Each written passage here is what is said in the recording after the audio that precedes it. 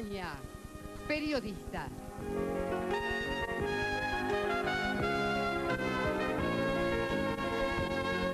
La señora Juana Nora vivió en Beirut y debió ser evacuada.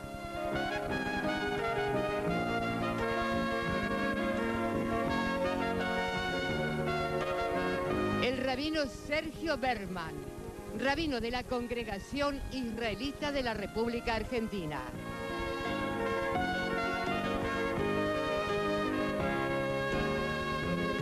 Sheikh Mohsen Ali, director de la Casa para la Difusión del Islam. Con nosotros, la señora Mirta Legrand. Bueno, en primer lugar les agradezco muchísimo que hayan venido. Muchas gracias, Juana, ¿eh? Sé que ha llegado hace pocos días a la Argentina de vuelta, ¿no? Sí. ¿Después de cuántos años? Después de 13 años. 13 años. Viviendo en Beirut. En Beirut, ajá. ¿Quién los repatrió? ¿La Embajada Argentina los trajo de vuelta? Fue una misión conjunta organizada por Chile, ¿no? por Chile, y Argentina. ¿Cuántos llegaron? ¿Cuántos argentinos? Éramos 12 argentinos. Salimos 14 de Beirut porque estaba mi hija y su marido. Ah, sí. Que desde Damasco, desde Siria, viajaron a El Cairo. Ah, se fueron al Cairo, para mantenerse más cerca y tratando de ver cómo evolucionaba todo. Claro. ¿Usted quería bendecir la mesa? Sí, agradecer Sergio, la oportunidad de estar juntos y sobre todo, a pesar de los acontecimientos, poder hacer la bendición, decir el bien que podamos compartir. ¿Cómo no? Baruch atah Adonai melech haolam, ¿Qué debemos Olam hacer? Mesonot. Amén. Partimos y compartimos el pan, que es, ¿verdad?, una señal. ¿Lo tenemos que hacer de nosotros también? Universal. No, es el mismo pan, ¿no? Sí, recuerdan que en la última cena, que es una celebración de la Pascua, se partió el pan y ahí está. seguimos Muy bien. haciendo en bendición. Muy bien, muchísimas gracias.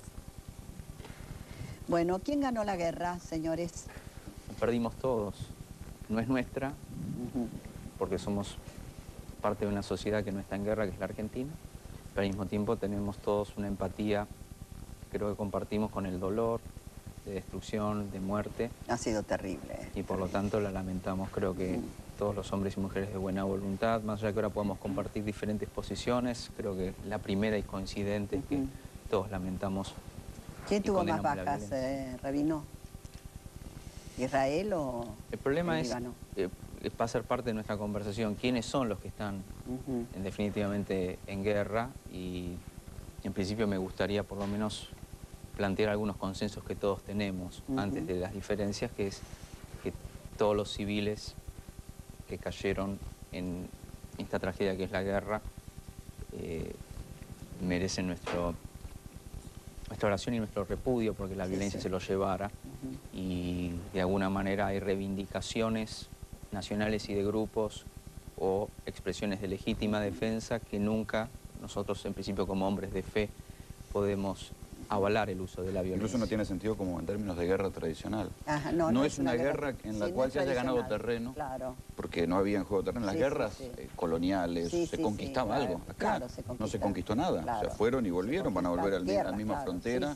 Es otra cosa. Y además tampoco es una guerra de ejércitos, es una guerra donde se combate y se combate entre las poblaciones civiles. No es convencional, desde luego. ¿Y qué es el Hezbollah exactamente? ¿Nos puede explicar usted, Sheikh? Hezbollah es varias cosas. Es un movimiento político que tiene representantes parlamentarios y recordemos que Líbano estuvo invadido. Recién en el año 2000 se va el ejército israelí del Pero avanzó sur de mucho Líbano. desde entonces. El Líbano avanzó muchísimo desde el punto de vista Líbano, por supuesto, y va a volver a renacer como el ave fénix, porque la verdad que esto es milenario, fue invadido por decenas de ejércitos y naciones y siempre renació y lo vamos a tener muy bien dentro de poco. Si y un lugar magnífico.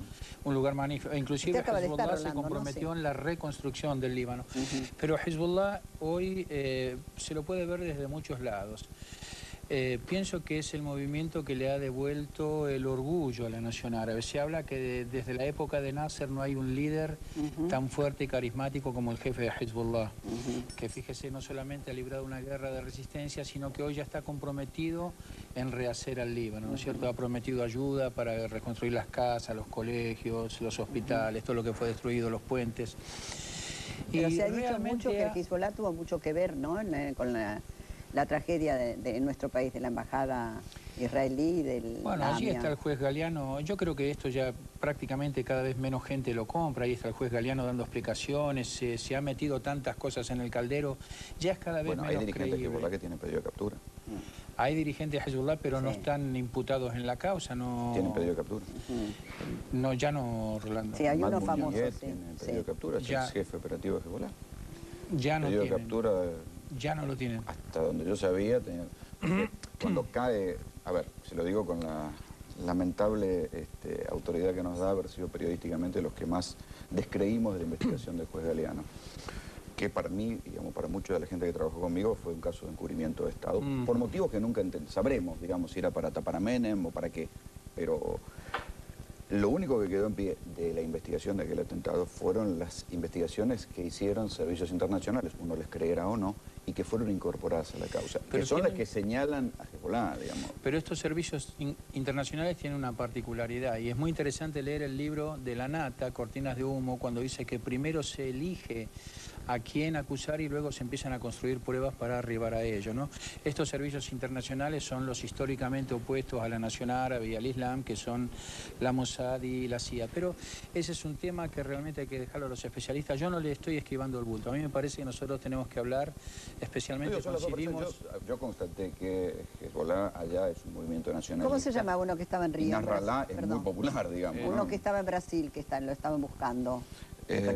Salman el Reda Reda, era quien se considera que fue, la versión de los servicios de inteligencia en base a cruce de llamadas, etcétera, etcétera, movimiento de cuentas bancarias, que dicen que él habría sido desde Ciudad del Este el que tuvo la organización y la activación de la célula dormida. Lo que es importante es que no hay nada probado. Estuvimos 14 años sufriendo como árabes argentinos, pero no se investigó como bien, musulmanes. Cada vez que veía una barba, bueno, yo tuve el teléfono pinchado, mi basura no se la llevaba Cliva, se la llevaba un autito particular, y lo debo tener pinchado todavía al teléfono. ¿Está mal todo eso? No, es más, nosotros estamos favorables a que se investigue, pero se investigó en una sola dirección y ahí tenemos el asunto. Galeano dando cuentas porque realmente es un desastre el desarrollo de la causa. Pero ha sido cuestionado el juez Galeano, ¿no? Por supuesto, y bueno, y ahí tenemos las consecuencias. Nosotros queremos que se investigue. Pagarle a Tejeldín, y una cosa que decimos, ¿400.000 le pagó? 400.000. Con mucho respeto. No es que fue un testigo de identidad encubierta o un testigo al cual se le pagó para que cuente la verdad, para que mienta, para que lleve la investigación a un callejón sin salida. Bueno, justamente eso digo, después de las víctimas a quienes nosotros honramos, de hecho hay filmaciones donde yo estoy acompañando el dolor de AMIA con la gente de AMIA en la calle, ¿no? Hemos participado de estas manifestaciones de dolor y de reclamo de justicia. Así que después de las víctimas y sus familiares, creo que somos los primeros interesados en que se conozca la verdad. A mí me gustaría en esa línea continuar lo que Moyen plantea, que tenemos que diferenciar lo que es la comunidad árabe y el Islam, particularmente en la Argentina, de aquellas conexiones e hipótesis que se investigan respecto al tema del atentado.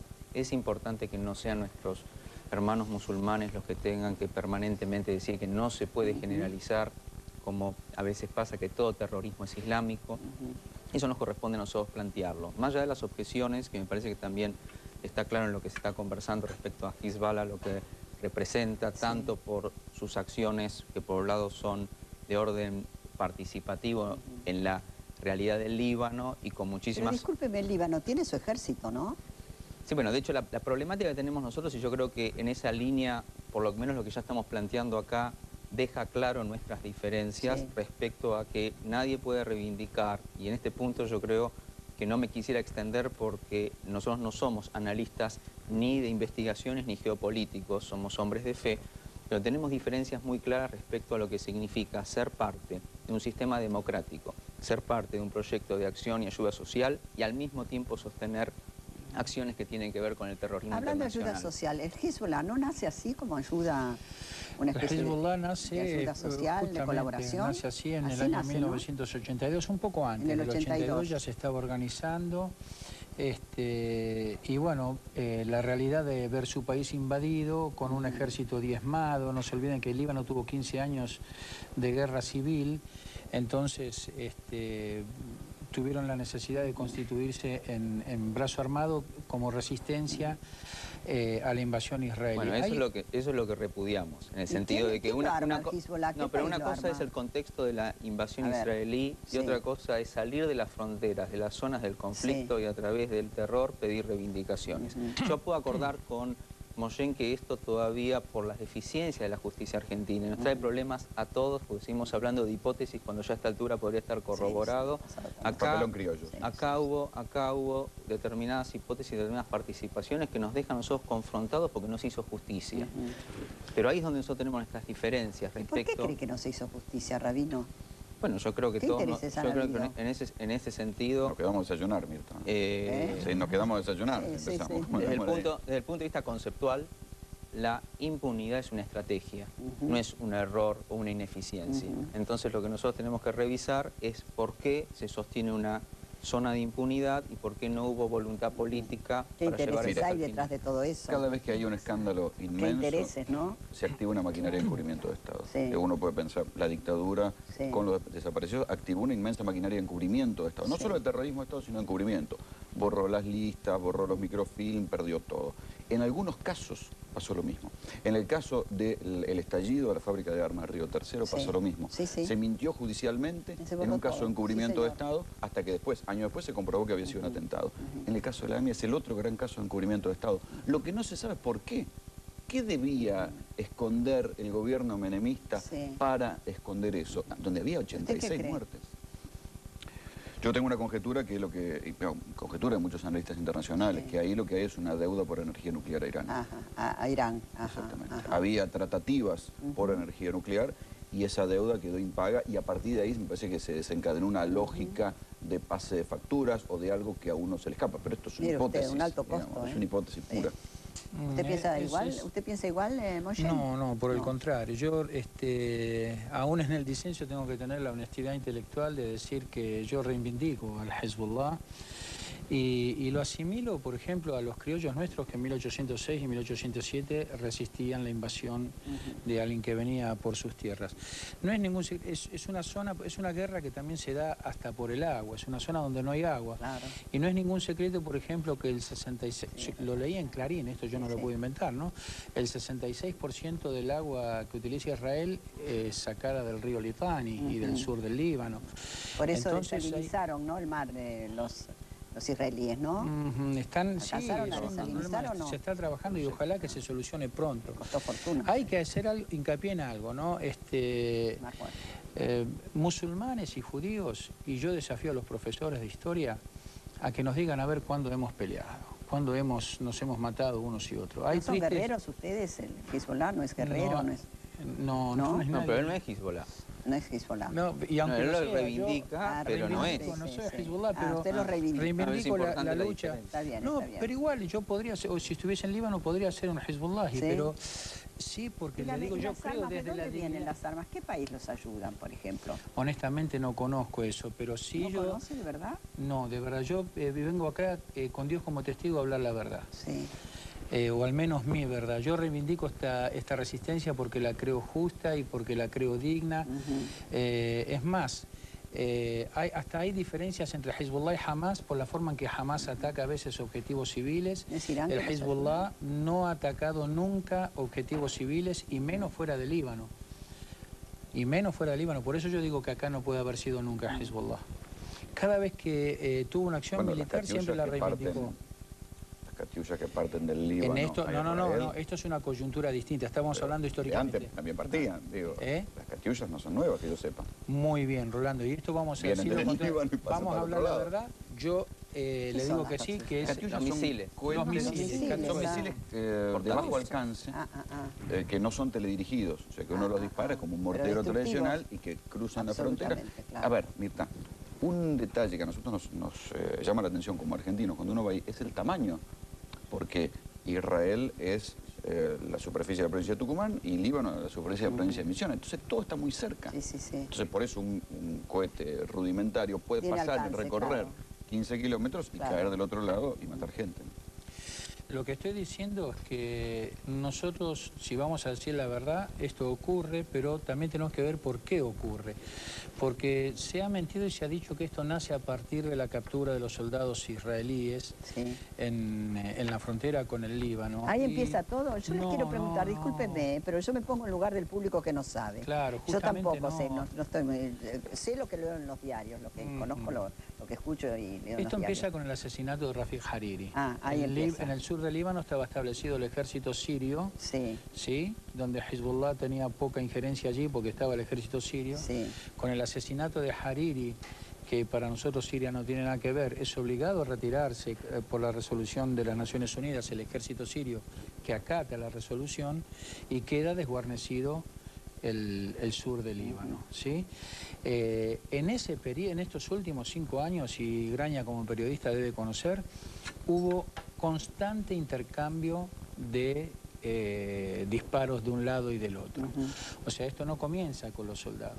Es más, antes de la captura de los soldados, un mes antes había una torpedera israelí que bombardeó una playa palestina, mató chicos, pero le digo, nosotros podemos enfocar la charla en este sentido, o podemos apostar a futuro y mostrar la convivencia que tenemos acá y cada uno... Pero yo me pongo, repito, en lugar del público, y me interesa saber, por ejemplo, quién financia al Hezbollah. Seguramente debe ser una potencia, ¿no? Porque los armamentos... Seguramente, la verdad que de algún lado vienen, ¿no? Se habla de algunos países, lo que a mí tampoco me molesta... A mí ¿Usted qué sabe de dónde? ¿De no, Irán? Es público, Siria e Irán reivindican los canales de televisión, cuando uno va, estuve en Damasco también. Ahora, ¿qué tiene de malo, Rolando, si así fuera? Israel está financiado por Estados Unidos, por ejemplo. Es que esto, por eso digo, no es oculto, es público. Y a mí lo que me parece que hay que establecer es que uno puede ver, y yo de hecho lo vi, la popularidad y el valor y el respeto que tiene en términos de movimiento de resistencia a Hezbollah en el Líbano, pero a mí me inquieta mucho que estén detrás, por lo menos en investigaciones judiciales, estén detrás, haya dirigentes de Hezbollah buscados por los atentados que cometen fuera del Líbano. Pero esto es una campaña internacional, usted sabe. Usted sabe que la cuestión de las campañas... Usted sabe que hay eso. Yo, usted sabe bien que no es así. No hay, bueno, pero si fuera fíjese, una campaña, le remito al libro de la Nata donde dice que primero se elige a quién atacar y luego se empiezan a construir en lugar de ellos. Pero dejemos que la justicia obre, ojalá. Este es el problema, lamentablemente. ¿Dónde se nombró el libro de la Nata a usted? ¿Le interesó mucho? ¿Cómo? 2 veces ha nombrado el libro de Jorge La Nata. Me interesó mucho justamente por lo que él propone, Cortinas de Humo, justamente, ya hasta el título es sugestivo. No nos olvidemos del famoso avión que vino con los perros y los soldados israelíes tomando las cosas para someterlas a pruebas. Son pruebas también que tampoco están. Entonces yo digo, es lo mismo que si mañana se pelea Juan con Pedro, y tomo nada más que la versión de Juan, va a culpar a Pedro, obviamente. Pero, digamos, yo quiero volver al punto anterior donde vos planteabas que tenemos 2 opciones. Pero dichas las cosas como están, tenemos que sincerar no solamente nuestras presunciones, sino nuestras propias convicciones. Para nosotros es sumamente peligroso que importemos el conflicto de Medio Oriente a conversaciones locales en la Argentina, donde tenemos que preservar el bien común y la bendición que esta tierra tiene, que nuestra convivencia interreligiosa y en la diversidad de culturas. Que podamos opinar diferente, como lo vamos a hacer ahora, pues yo voy a contestar la pregunta sabiendo como yo que no vamos a coincidir. Estar juntos en una mesa y no coincidir respecto a la geopolítica internacional no puede ser al precio de distanciarnos, de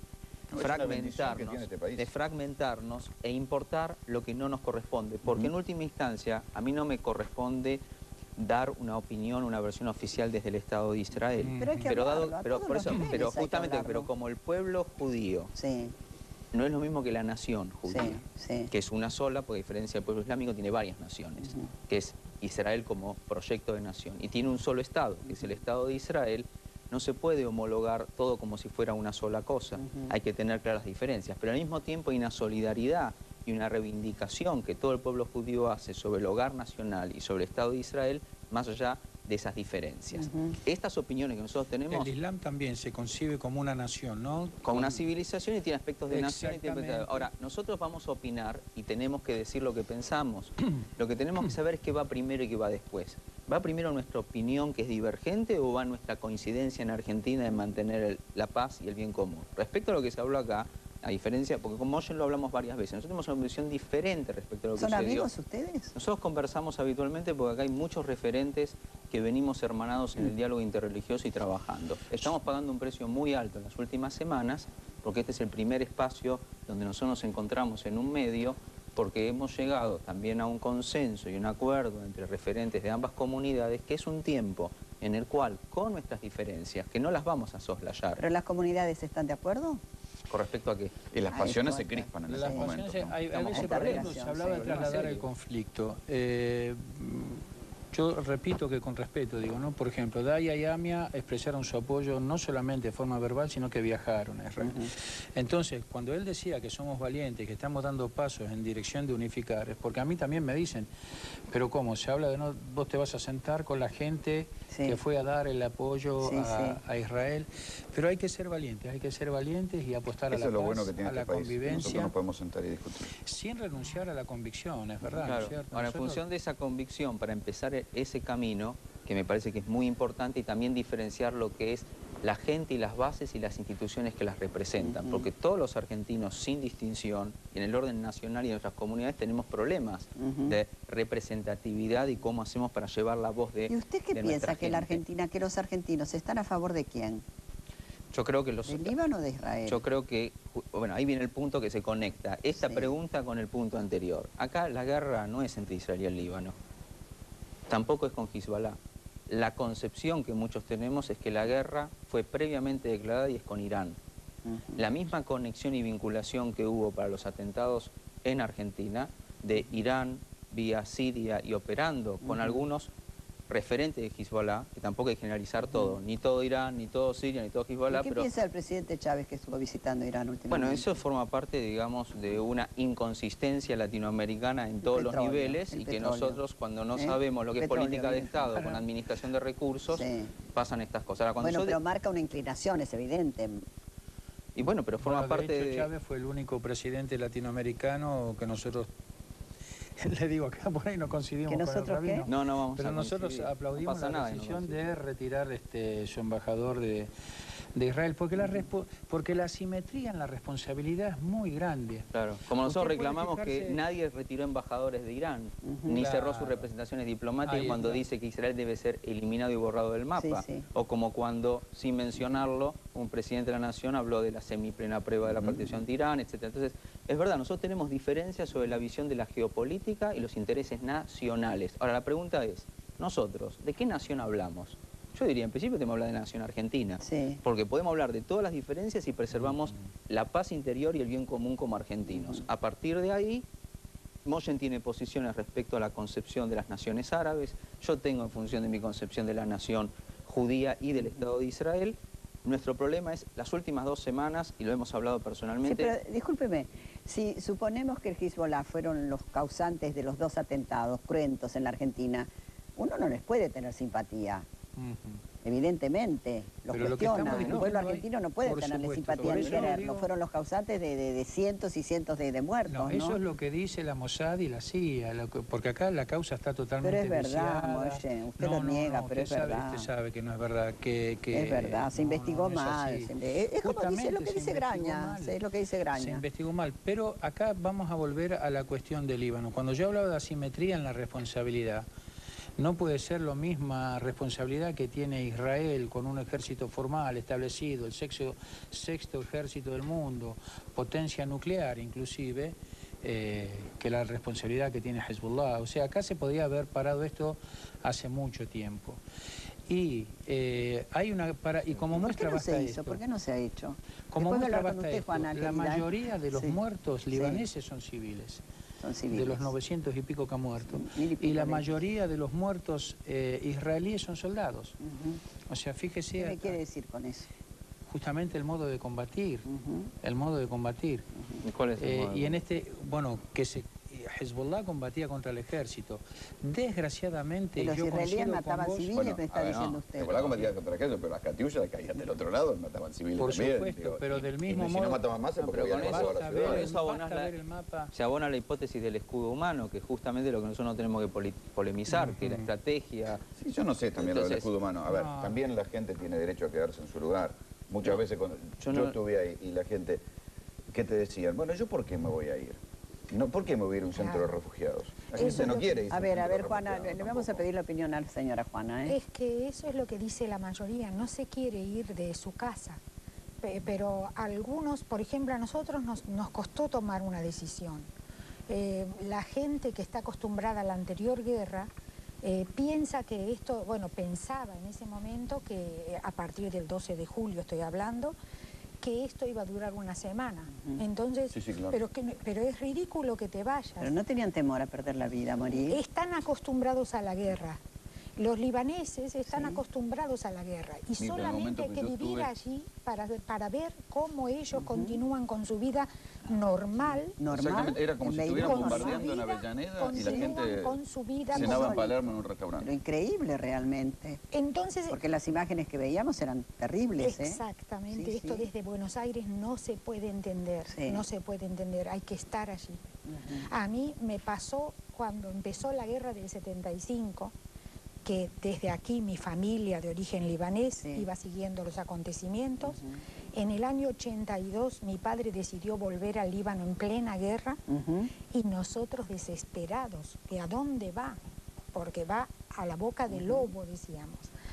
Bueno, mi padre se dio el gusto de volver a su pueblo, de ir, y al poco tiempo tuvo que evacuar el sur, ir a vivir por muchos años al norte.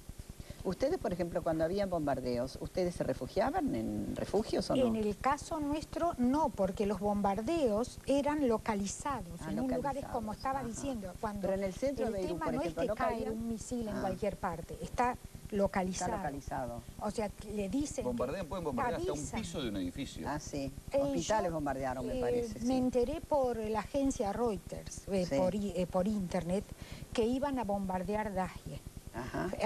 24 horas antes. Y después, además, cuando empezaron a pasar con aviones, empezaron a tirar volantes en árabe, diciendo que la gente debía evacuar ese barrio. Es un barrio de la ciudad. Entonces, yo tenía una compañera que vivía en uno de esos barrios, se llama Sharrafie, pertenece todo a Harit Hereik, fue toda la zona bombardeada. Sharrafie era donde estaba el canal Manar. Y esta chica no se había enterado mucho de lo que pasaba.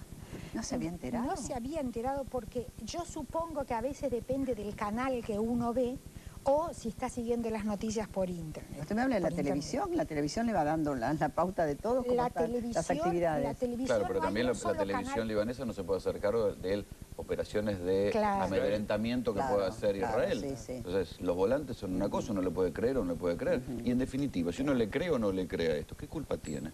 Que siendo civil, uno puede equivocarse, pero eso no lo hace culpable de recibir un bombazo. A mí me cuesta creer que siguieran la vida habitual de Beirut con esos bombardeos. Sí, cuesta creerlo realmente. Inclusive yo tengo fotos de la vida. Imagínense lo que pasa aquí con una inundación en Santa Fe.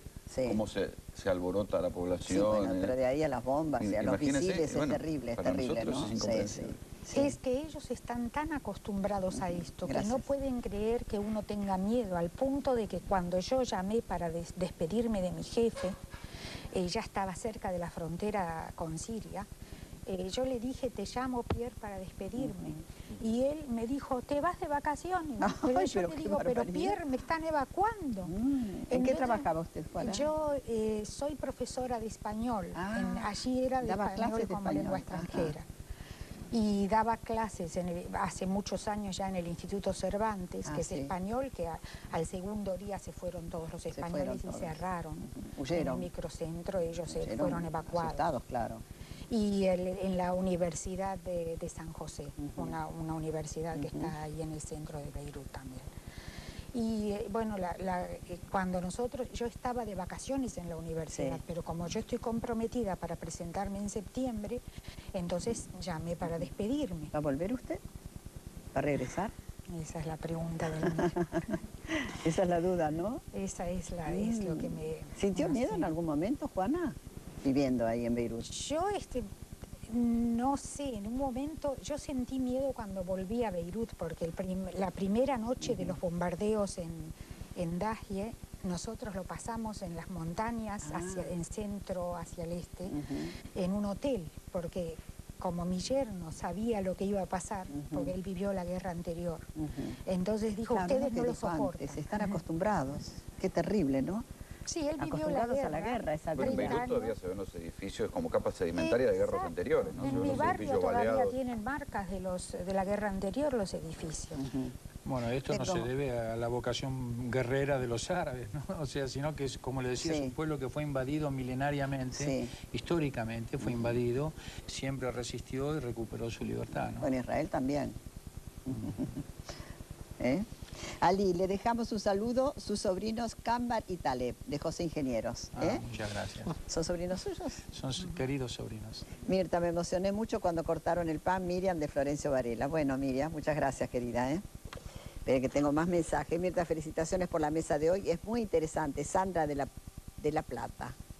La verdad es que es una mesa así realmente interesantísima.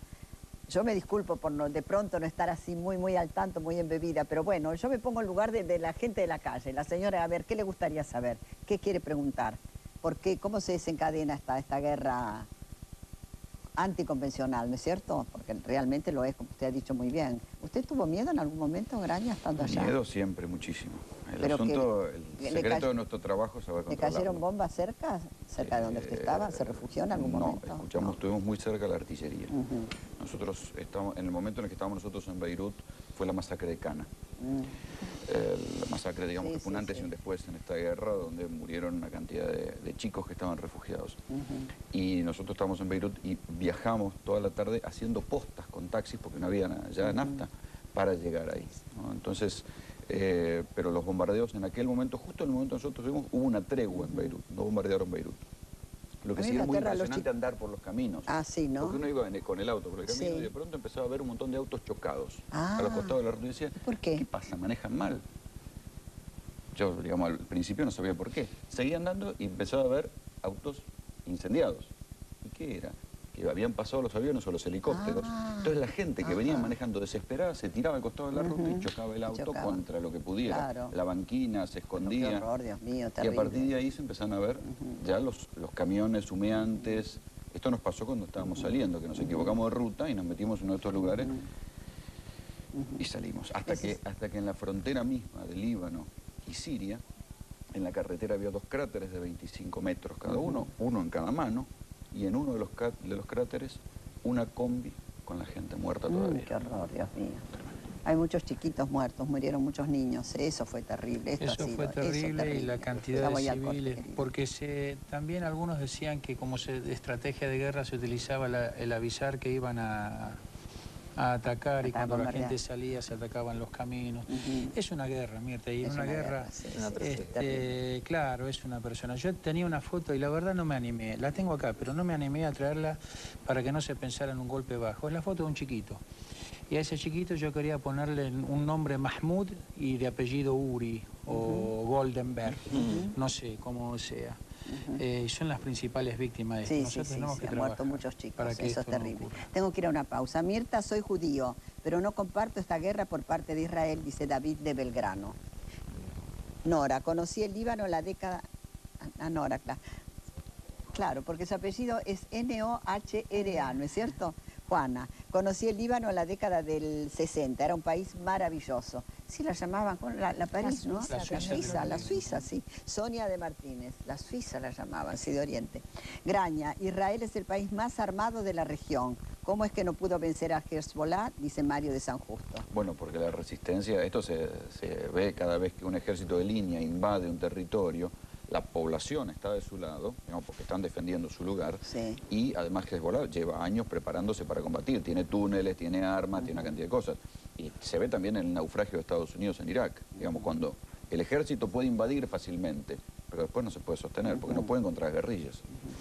¿Y la tregua va a continuar o es...? Purlagarelli, desgraciadamente, digamos. Lo que se ha aceptado hasta ahora es un cese de fuego, que hasta casi ni se respetó las primeras horas. Creo que cayeron, ¿no? Algunos... Sí, hubo gran cantidad de cosas.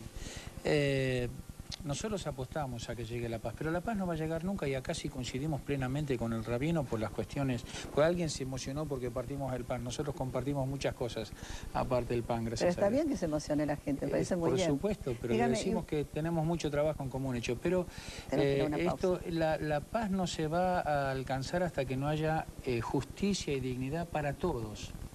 Para todos. Las resoluciones de Naciones Unidas están para cumplirse. El día que eso ocurra, va a ver cómo tenemos un mundo nuevo allí en el Medio Oriente. Bueno, ojalá ocurra pronto, ¿no? Hace tantos años que están con esto, Dios mío, qué terrible. Mirta, para nosotros los bancarios, usted es una ídola. Gracias a su comentario de hace unos días, el viernes hemos cobrado el sueldo y para este viernes prometen pagarnos el aguinaldo. Dijimos el otro día, recibimos una nota, ¿no?, de un empleado, un grupo de empleados bancarios. Bueno, nos alegra muchísimo que les hayan pagado. Le van a dar el Ministerio de Trabajo, Mirta, mire que... Qué suerte que les pagaron, qué suerte. A usted le van a ofrecer el Ministerio de Trabajo. Ya estuvo, ¿no? La piba estuvo ahí, ¿no? Bullrich. Mirta, la felicito por su programa, un beso muy grande, Daniel de Rosario. Le digo la piba porque la llamaban la piba. ¿Y está contenta de haber vuelto, Juan, o no? Sí, ahora empiezo a tomar conciencia de que estoy en Buenos Aires, que soñaba con volver. ¿Hacía cuánto que no venía? 13 años. 13 años, nunca más volvió. Mucho tiempo. ¿Cómo encontró la ciudad? Hermosa. ¿Sí? Hermosa. ¿Y a los argentinos? También. ¿También? ¿Pero bien, de buen humor, contentos, bien? Con la gente que me encontré no cambió para nada, sigue siendo igual, tan afectuosos, la amistad, entre comillas. Sí, aquí es verdad, sí, se ejerce la amistad de verdad, se practica. Mirta, felicitaciones por su programa, un beso muy grande. Analía de Rafael Castillo, gracias querida. Mirta, hace 8 meses que estoy buscando trabajo, por favor quiero que me desee suerte, Iris de Avellaneda. Ay, Iris, ojalá encuentre. Este es el problema de la Argentina. Este es el grave problema, ¿eh? Todavía. La desocupación todavía. Mirta, aunque ha bajado, ¿eh? En el Líbano. Sí. No hay villa de emergencia, la verdad. No hay villas, ¿no? En el Líbano no hay villa de emergencia. Es verdad. No hay villas. Y no existe la inseguridad como la conocemos nosotros. ¿Por qué? Si es un país que viene de una guerra y va a otra guerra. Cultural. ¿En serio de la política? Una economía es una cuestión cultural. Allá el atrapar a un carterista, un ratero, es primera plana, no te quepa Le cortan las manos, ¿dónde es que le cortan las manos? No solamente por eso, es por la crianza, la ética, la moral, son cuestiones que tienen peso, la familia, la conducta, el valor de la palabra. El robo es algo que denigrante para una persona. Exactamente, sí, es una cuestión cultural. Yo andaba con la cartera por el centro de Beirut, por el microcentro. Yo cuando me bajaba del taxi, 9 de la noche de trabajar. En las zonas de cobertura tenía miedo de dejar la cámara de mano. Y el taxista me miraba como si fuera un loco. Cada vez que yo iba a agarrar la cámara de mano por miedo a que me la roben. Reflejo latinoamericano. Es una cuestión cultural, ¿eh? ¿De dónde nos vendrá a nosotros, no? ¿De dónde? No solo cultural, porque las estadísticas, digo, de pobreza y de inseguridad existen. Son muy altas. ¿Y por qué no hay villas? Es otro tipo de pobreza. ¿Dónde vive la gente? Detrás de las... Se construyen edificios. ¿Vivirán en las montañas? Y además no hay grandes ciudades como las concebimos nosotros. ¿No hay cuevas en las montañas, no? En el sur hay como tiendas de campaña, que son las de los beduinos, que nosotros lo pudimos ver porque mi hija hizo un proyecto para la universidad de fotografía y recorría zonas que no son vistas por la gente. Y parecía que eran lugares pobres, con casas carenciadas, pero no es así. Es una cuestión cultural, porque al lado de esos ranchos de beduinos uno ve una 4x4. Tienen comida, tienen leche porque tienen su propia vaca, tienen su pedazo de tierra que lo cultivan, tienen el pan que lo hacen las señoras, y realmente no hay hambre. O sea, lo que se llama hambre que conocemos o en Latinoamérica, en algunos países, o en África, no lo he visto yo.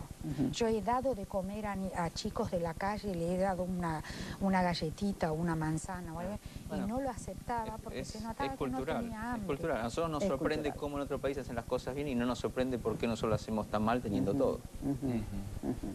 Este país es un país bendito. Es un país maravilloso. Argentina, un país maravilloso. Único. El único problema que tiene somos nosotros los argentinos. Quizá, puede ser, sí, pero tenemos todo para ser felices. Lo vamos a no debiera haber desocupación, no debiera haber hambre. ¿Cómo? Ella es una no gran somos tan malos, por lo menos no tenemos guerras interreligiosas. Sí, por lo menos, sí, claro. sí. No, Muy que bien. la guerra no es religiosa, esto hay que aclararlo, y muy bien. Por eso yo lanzaba y repito el desafío. ¿De qué origen Pero las es la religiones guerra? muchas veces crispan los ánimos, ¿no? No, acá no. Hay, mire, vamos a ser honestos. Yo creo que en un mundo, mire, yo en este punto yo me pongo más en la coordenada del, creo que integra más el laicismo que la religión. Podemos discutir pero sin tiempo embargo, largo. ¿sabe que me llamó mucho la atención la vuelta a la Argentina del señor Aguad, el presidente de la Federación de Entidades Argentino-Árabes, que estuvo en plena guerra, hace 10 días que vino o menos? Y él es cristiano, así que yo tomé con mucha seriedad su testimonio. Y él me dijo que fue un lugar llamado Wadi al-Nasara, el Valle de los Cristianos, y a cada lugar que entraba veía la foto del jefe de Hezbollah con una velita prendida. Entonces él se extrañó y les preguntó por qué hacían eso. Y justamente porque Hezbollah se encargaba de construir casas, de defender la frontera, de llevar educación, de promover la seguridad para ellos. O sea que no es una cuestión religiosa, hay plena convivencia. El pueblo donde nació mi abuelo se llama Deir Mama. Ya la palabra mama remite a la Madonna. Pero en nombre de la religión hay gente que se comete atentados suicidas. Bueno, eso en todos lados, no, por supuesto. Sí, es verdad, sí, nosotros tenemos los talibanes que nos los muestran como representativos del Islam y nada que ver con el Islam. Que es un ejemplo de integración. Es el fundamentalismo. Es fundamentalismo. Bueno, el Islam tiene 1400 años de edad y los talibanes nacen en la década del 90. Así que imagínense, pensados, pertrechados y con apoyo logístico de la CIA. Y después se los muestra como representativo del Islam, cosa que no tiene ninguna ¿Y cómo pesa Al-Qaeda en todo esto? Al-Qaeda, yo creo que no. Al-Qaeda fue un gran blef para justificar la... ¿Un gran blef? Sí, para justificar la invasión a Irak. No se olvide que hay petróleo para 20, 25 años nada más. Y no lo digo yo, lo dicen los grandes analistas internacionales, ¿no? Al-Qaeda en esto no tiene nada que ver. Del mismo modo que yo pienso que es una... Y acá, porque se habla tanto que sostener una posición contraria, uno no solamente tiene la desventaja de tener que explicar qué, sino que resulta poco creíble, pero este atentado en Londres que iba a haber con los aviones... yo dudo mucho de que... Fue frustrado, Fue frustrado. 13 aviones, fue un atentado. Y fue frustrado, gracias a Dios, y que caigan los culpables y que paguen con su culpa. Pero a mí me resulta sospechoso en el momento en que cae. Porque hoy estamos hablando de Londres. ¿Usted también, Juana? Yo pienso que es todo inventado. ¿Sí? ¿Es mentira todo esto? Fue una cortina para... ¿Para tapar quitar un poco la sigue siendo atención del bombardeada, mundo